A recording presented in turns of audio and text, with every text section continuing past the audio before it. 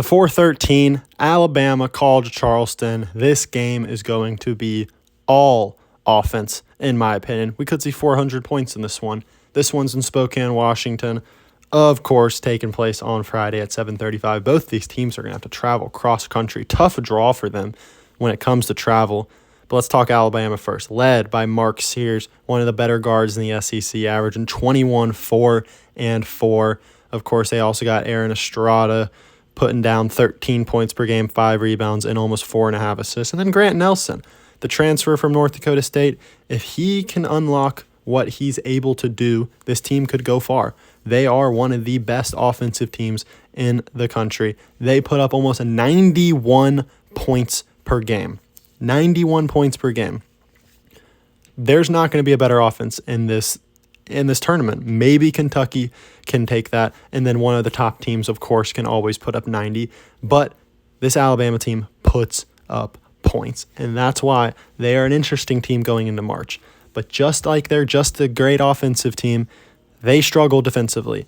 They struggle to force turnovers, and they struggle to stop anybody. They give up 81 points per game. That's one of the worst defensive teams in the country, one of the worst defensive teams in the SEC. Will that be an issue against a team like Charleston? Let's talk Charleston. Charleston, 27-7. They're led by Renee Smith and Ante Brezovic. I hope I pronounced that right.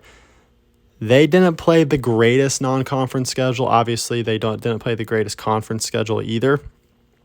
They did beat Liberty. They lost to FAU. They put up 81 points per game. So they are a good offensive team. I think this game, no matter what, is going to be close, just due to the fact that Alabama can't stop a 5-year-old. But let's talk Charleston. They're a deep team. They run a 10-man rotation, and starters don't play that many minutes. Starters only play like 25 minutes a game, only 60% of the minutes. So is that a good thing? Is that a bad thing? Is that something you want with tournament time? I don't think that's necessarily the best thing for a first-round matchup. You typically want to rely on your 5, 6, 7-man rotation in a tournament because you just got to win 6 games and then you're a national champion. Depth is good for the regular season. We see in the NBA, teams kind of crack down their rotations come postseason play. But let's talk about this Cougars team. They take care of the ball. They aren't afraid to shoot the three. Nearly half of their attempts are from behind the arc, and all 5 players in their starting lineup can shoot the three. So that's going to make it to where if they're hitting their shots, Alabama's going to be in deep trouble. I do think both of these teams are Sweet 16 caliber. I think both of these teams probably take down St. Mary's or Grand Canyon in the next round. I don't know for sure. I haven't done my research on that 5-12 matchup between St. Mary's and Grand Canyon. But, of course, Charleston made the tournament last year. They barely lost to San Diego State in the first round, who ended up going to the Final Four. This is very similar to Drake last year with Miami. If Drake beats Miami, Drake could be the team making the run to the Final Four. Maybe not Final Four, but make a deep run. Same with Charleston. I think if Charleston beat San Diego State last year, they could have made a run. They just unfortunately drew a team that made it to the national championship.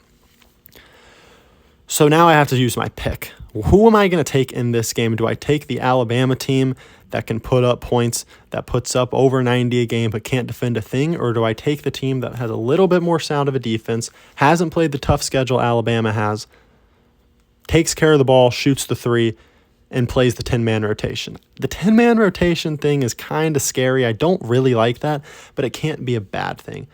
It's just not necessarily the best thing. So with that being said, I'm taking Charleston to upset Alabama in the first round. Alabama's too inconsistent. I do think if they get hot, they can make the Final Four. They can win a national championship. They really can. They have the players to do so, but they also can lose the first round. They're one of the most inconsistent teams in the entire country. So with that being said, if I'm going to take an upset, give me Charleston to take down Alabama in the 4-13.